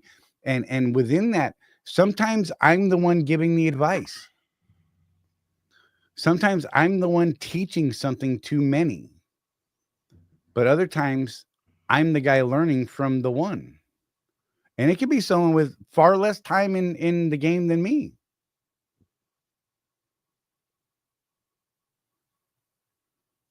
Wax on, wax off. Yes. See, he gets me.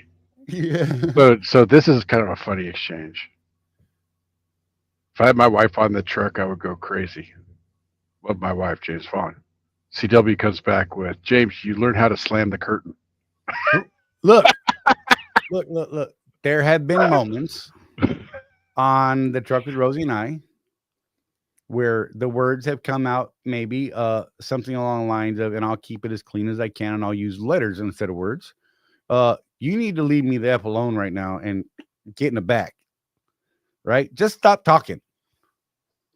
And that goes both ways. You're in that truck in that tiny little box. But here's the magic to it, right? You have to be able to take that and go, my bad. You're right. You know what? Or, hey, I get it. You're having a bad day. You're having a rough day. I love you. I'm going to go back here and watch TV. I'm going to take a nap. Yep. You know, and then you come up when it's all said and done. You're like, hey, hug it out. I love you. Thank you. You know, but you got to be able to communicate and you got to be able to be real. But that's any relationship, isn't it? Yeah. So work, love life, whatever. So do we want to get to Ken's question? Yeah. Let's do that. So he said, I was reading Craig's question on the Facebook page about what steps to do after, or what steps do we have to take once we pay our truck off. Any info out there? I've got 4 months till payoff, and quite honestly, I'm in the dark. That's a bummer that you're in the dark. So with you know Swift, there is a lack of communication when it comes to this point in a lot of these contracts, and sometimes it's simply because they're replacing people in those positions that are supposed to be helping you through that. Yep. Right. Craig is a wealth of knowledge. as are many others in that group. I think that you will find a lot of good answers coming from there eventually if they haven't already. I don't even know which post I've been a little ghost on Facebook the last couple weeks. So I apologize that I'm not all up in this one. Yes. So I'll answer part of what was going on. Go for it. Based on my own experience when I paid the 16 off. So Swift actually sent me the title with my name and everything. It was all already registered to me when they sent it to me. So that part was taken care of. It was in Oregon, though. And Oregon doesn't have a sales tax. Right. So you're going to need to find out from your state if there's a sales tax attached to that for that final purchase price. That's one of those things, kind of like the 2290 that people don't realize that they're responsible for when they buy a truck. Right. Right. For those of you that don't know, the Swift guys, the 2290 is paid for by IEL, who actually owns the truck while you're leasing it. Once you pay the truck off, you're responsible for that $550 a year. You got to send that in, do the return and all that stuff. So that's another thing you have to do. If there's a sales tax that applies to a Class 8 truck in your state, you need to find that out. I actually wouldn't know unless I was paying a truck off. I would know what it is in my state. Right. So that's how it went for me. Some other people were answering differently, though, that they had to actually go to DMV and get the title switched over. And I had to do that with Chewy in Oregon. Did you? Yeah. I got it in the mail, and it's got my name, my address, and everything on it. So I bought mine at a dealer. Well, yeah, okay, that's different though. Right. I bought it out of an IEL truck. But yeah, that was my only experience with it, so I wasn't sure either. So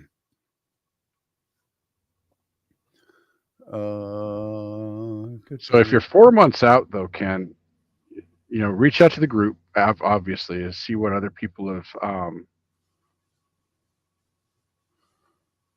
CW, the plates are something totally different. That's not a 2290.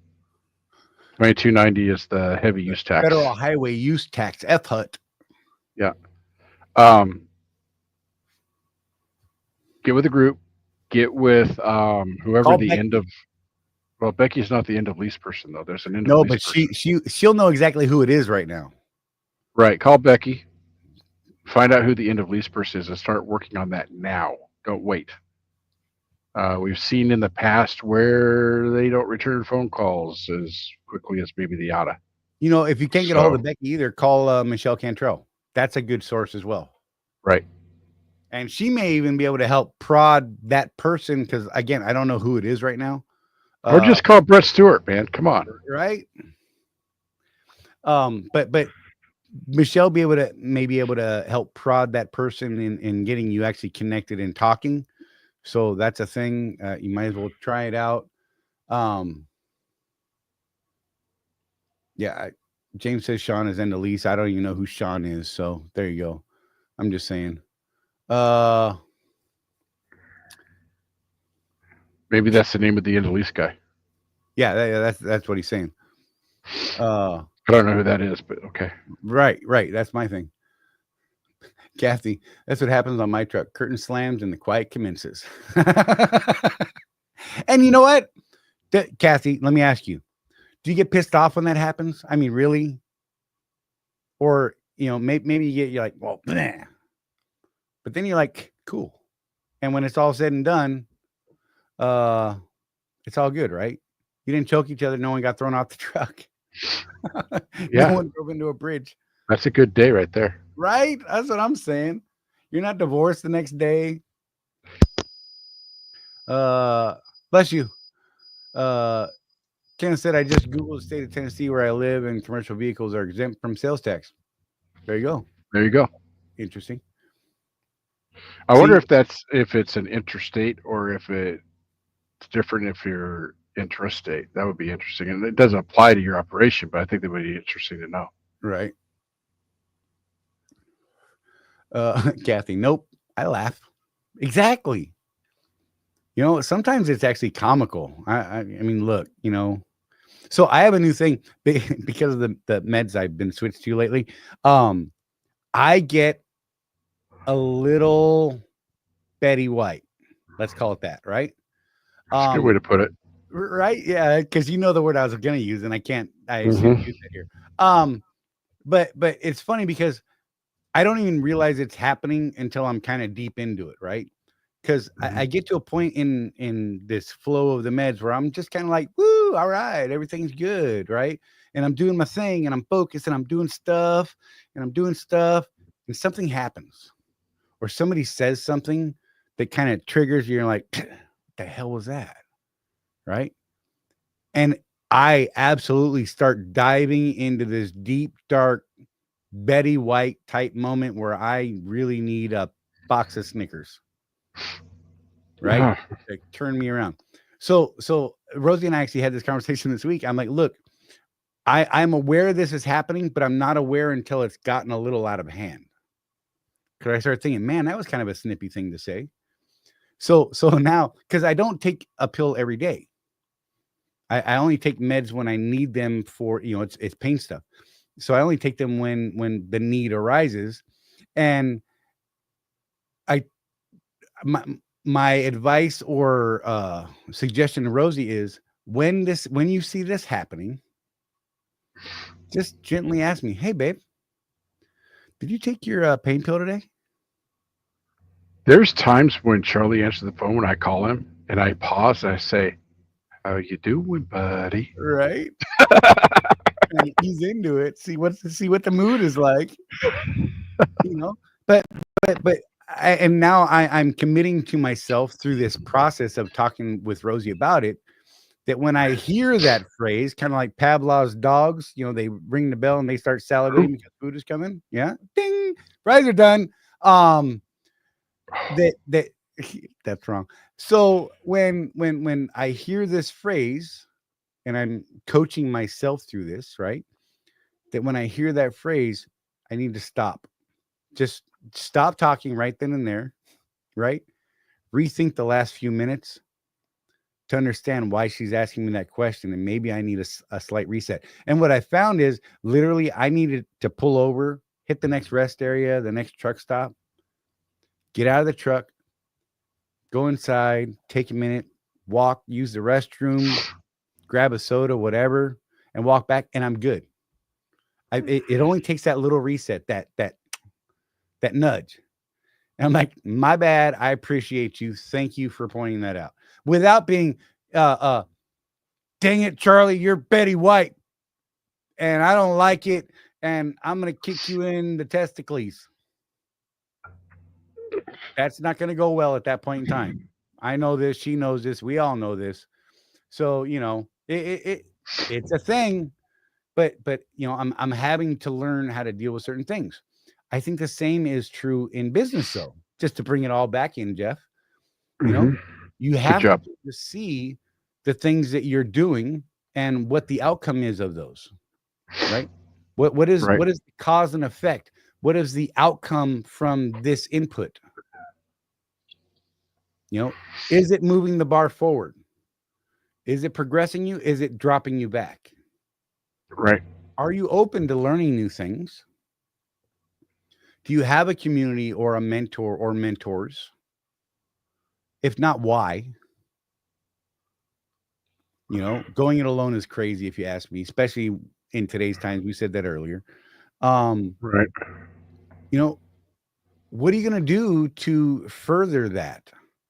We're constantly talking about ways to do that in our paid community. Steps you can take, mindset changes you can make, and building certain habits so that you start developing better outcomes, better accountability to yourself, and then building a group of people who will help hold you accountable without slamming you left and right every day. Yes. Hey, bro, how's the progress going on that new way of purchasing fuel? Oh, I didn't do nothing this week. Well, hey, you're never going to find out if you don't do something, man. Maybe you could hit one day this week, bro. And let us know how that one day went. Right? We'll check back in next Tuesday. How'd it Yep. go? Oh man, I tried it. Thanks for support me, and it was a horrific, fiery death. It didn't work out at all, man. And that's where that community and that mentor or mentors comes in and says, okay, it's a good try. It was worth the shot. I mean, even we thought it might work, right? We weren't sure. It was a new idea, but now we know. Is there something we can tweak about that maybe make it better? And you have that team behind you and with you and in front of you and next to you, because I think that all those positions are important, right? Surrounded by a good team to help keep you on track sometimes. I mean, because Lord knows, Jeff will tell you, I come in hot on things, man, and then whew, there's a squirrel. I will go to 19 different things. It creates a lot of work for Jeff. Yeah. Jeff's like, reel it in, bro. I'm bringing you back in here like a big fish. And good God, look at him jump. Look at him fly. Holy hell, there he goes. Yep. And so, but that's part of my team. And we're kind of aware of my madness at times. Not kind of, we're painfully aware of my madness at times. And I think that's important. You need to be able to identify those things and be honest with yourself and your group of people. Right. Because I think that's a tough thing for a lot of us at a lot of times is just being honest about the reality of things. Whether it's vanity, whether it's pride, what have you. Right. Business don't care about that. Business comes down to those numbers. What leads to the better numbers, the community, the building, the education. I mean, all these other things, that's what leads to those better numbers. And if you're not taking steps to move that needle forward, then, you're either going to be stagnant or dead. And we've seen that time and time again through many people. And it doesn't even take a long period of time for that to happen. Like I said, most of the people that we see that leave, and I'm going to call it failure and fail, are very short term. Came in with no knowledge, no education, and no willingness to ask questions or learn. And that's the sad truth. All right. Yay. So if you guys got anything else you want to hit on, if you threw something up there and we missed it, by all means, take the opportunity to throw it up now. And we'll try and hit into it here in the last 15 or so minutes. Other than that, man, I'm glad you guys are here. And I say it every week. I'm glad you guys are here and that you take the time out of your day to come hang out with us and be a part of this group, this community, and this family. That's kind of what it is. It's like a big, nasty, ugly family sometimes, we got Uncle Tim over here, the crazy guy that we love to pick on sometimes for some political views and things like that. And I'm not going to get into that. I just want to throw it out there just because it's a great example. We don't have to agree on everything all the time, and we can have successful outcomes in the end. Right? But you got to be willing to grow and learn and share and experience things from other views and things like that. I know it's crazy talk, whatever. But I hope that you guys are getting something valuable out of today's show. And I hope that if you're tuning in for the very first time because of the title of the show, I hope you realize what it was we did here and what we're trying to express to you. If you go this alone, if you don't take time to educate yourself and learn things, don't ask questions and aren't open to answers that maybe you might not agree with, maybe some views that you've never thought about, or you're thinking that's stupid, yet this guy has done this very thing the way he's telling you to do it and has positive results, but you're completely closed off to it. Well, okay. I mean, you're probably going to get the results that you're already thinking you're getting, yeah, that's good. And that link is also in the show description, Jeff, just in case I didn't tell you that earlier. I did update that. You might have. I just didn't listen. And even better, check this out, Jeff. I can even give you a better link than that because I did some magic stuff with our group the other day. And let me scroll The only down. thing I know how to do is hit the copy thing. I don't know. I'm done with this stuff. Watch this. Watch this. You're going to love it. Here we go. Look, there's a real link.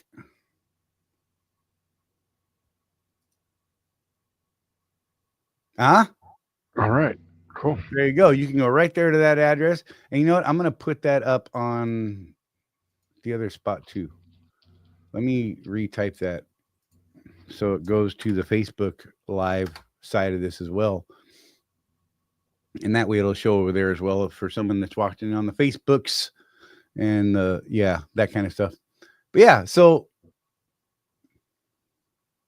yeah, Chris, ask questions so you can find out how little you might know. You don't know what you don't know. That's the problem. You may not know to ask a question about a specific thing, but if you just start asking questions, you may be led into 19 other questions and 37 answers that are positive. Right.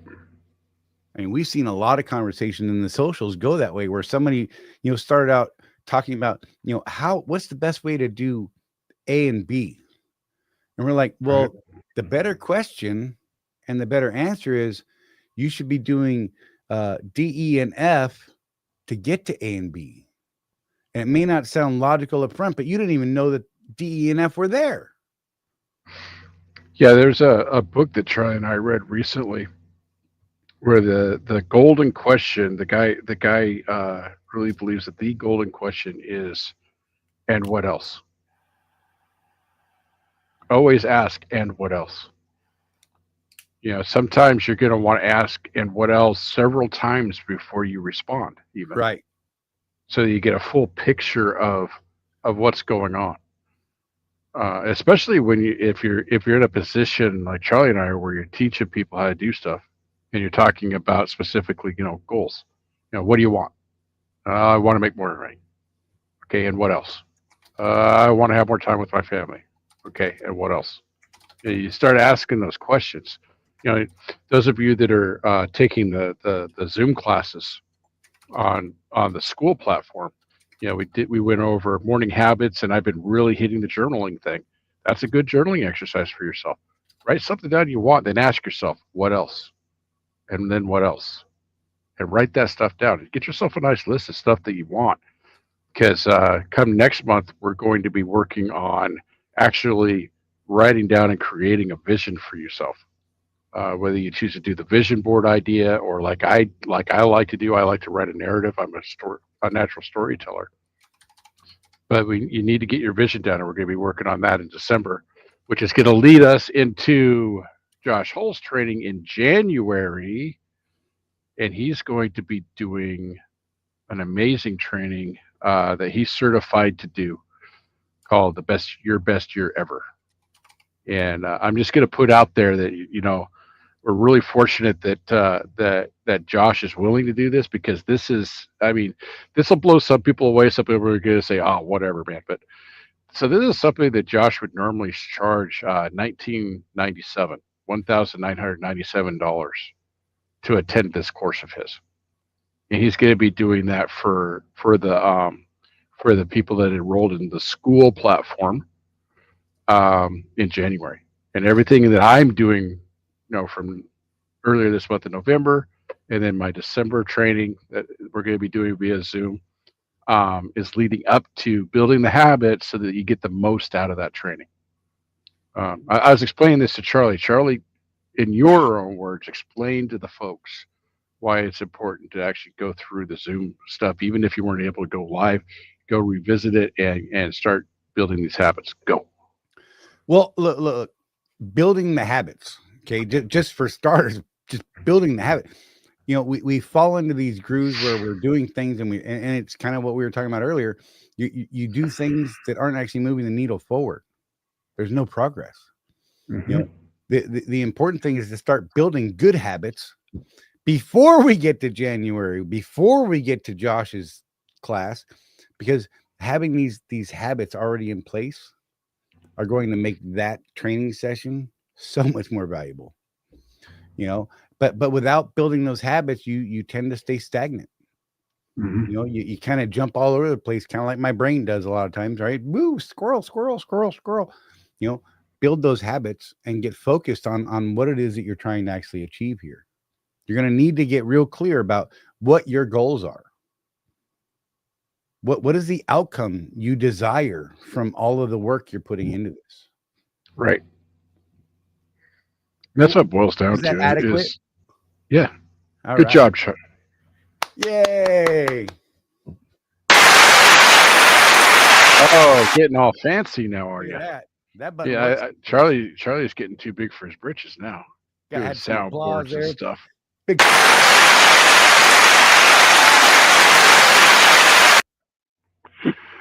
Oh, that's Sounds good good. stuff right there.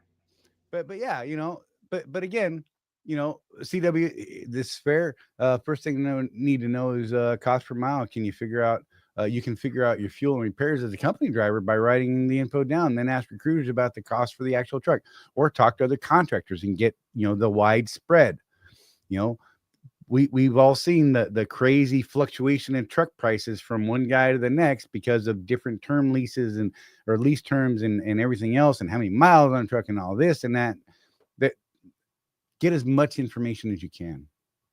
Well, and on that point, I could tell you too, one of the things to try and project a little bit too, like if you're not going to pull the trigger till next year type of thing.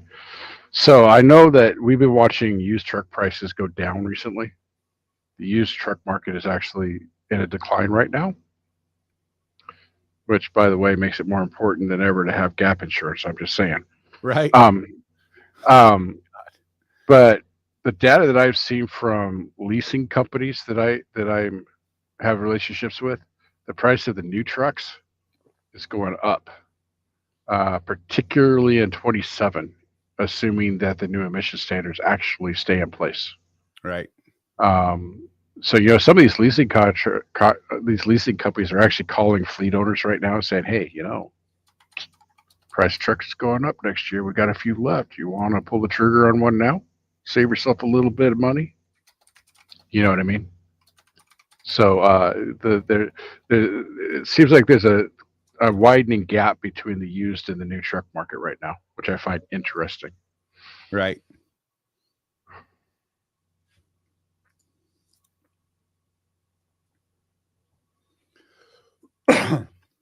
All right, last call, y'all. We're gonna be wrapping this thing here pretty quick.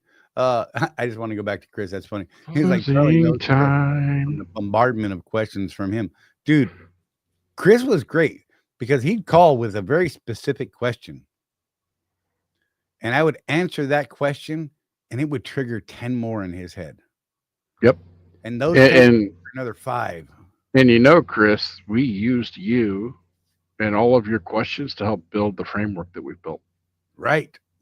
Because you asked so many good questions. Some of them were like, "Oh, dude, yeah, I used to not know that too. Holy crap."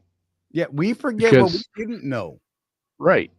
And when you're dealing with experts, I guess you would say, a lot of times we don't remember that we didn't know stuff. Right. And we won't think to just bring it up unless you ask. In our head, it's just automatic. Oh yeah, well, you do A, B, and C. Yeah. But you may not know that there was a C. I'm just saying. And we forget that was even a thing.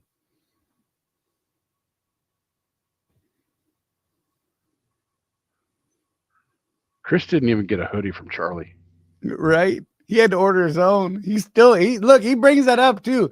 Because I kept telling Chris, when I get stuff going on, I'm going to send you a hoodie, bro, because, he has been a great source of talking with people and things like that. And he's just a great example of how things can go. And I never did even send him a damn hoodie. So I'm just saying, whatever. And, he still doesn't have a Swift owner-operator backpack. Yeah.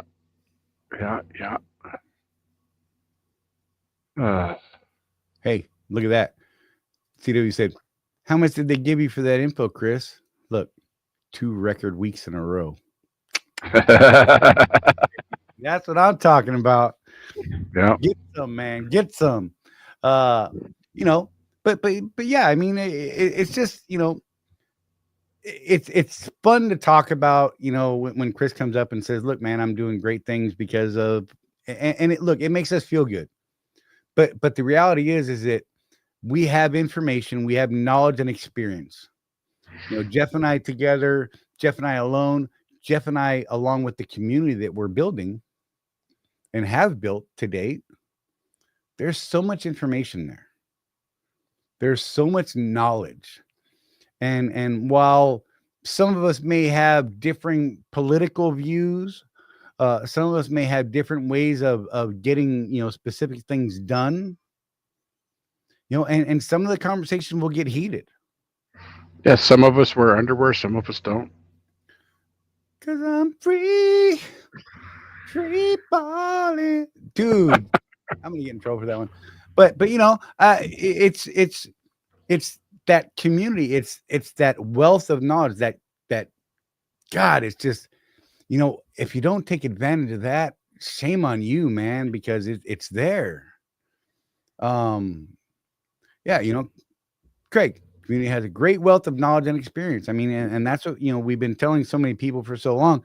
And so I got to tell you, sometimes it shocks me that we don't have 12 million members in there. And other days I look back and I step back and I'm like, you know what? Our tens and tens of viewers, they kind of get it. Yeah. Right. And it's the problem that we see in the trucking industry every day is people don't believe, because of past experience, that people are actually willing to share the knowledge and the information that could help you actually do better in your business and your life. Yep. So yeah, check out the free community. If you're ready to pull the trigger on getting to the next level, sign up for our paid community. All the information is in the free community as well. And hey, if you know somebody, you're like, hey, you should check these guys out. Tell them. Absolutely, spread the word. Let people know the word. Ways to get a hold of us in the show descriptions. Yeah. We really do need to go through and redo some of those older videos, Charlie. Those educational ones. Oh, I know. It's that time problem that we have. Yeah, I know. The information's solid, though. Yeah, absolutely. It's just crappy presentation. I apologize for that mess. I'm a little embarrassed, but you know what? Not totally embarrassed, because I learned something from it.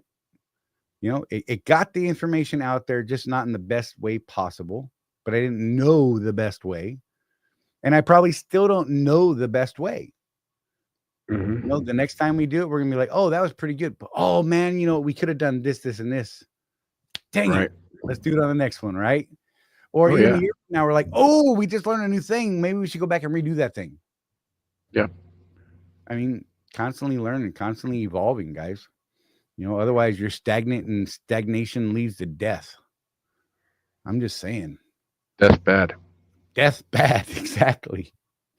Mama said quit wearing panties. CW. Hey, man, I ain't judging. I ain't judging either. I like the silkiness. What? Never mind. Yeah, look. Great. This is great.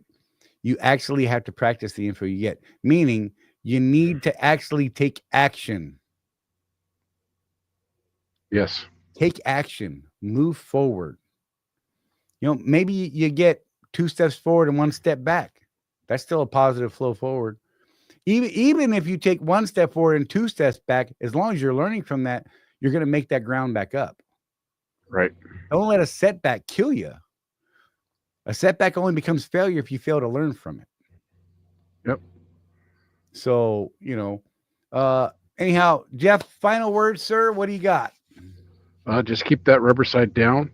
Look forward to seeing more people in both groups, the free one and the paid one. Let's get more people in there, more knowledge. The more people we get, the more knowledge we get, and the better everybody does. Absolutely. With that being said, thank you guys for being here. Remember, look after each other. There's no one out there looking after us but us. That community, that family, that's the thing that I love. And I love you guys. Most of you. No, I love all you guys, even the ones that want to fight with me and Love all y'all. all y'all. You know what I mean? And we'll see you here next week at 6 p.m. Eastern time on Tuesday, like every week. And we'll see you guys. Be safe and have fun out there.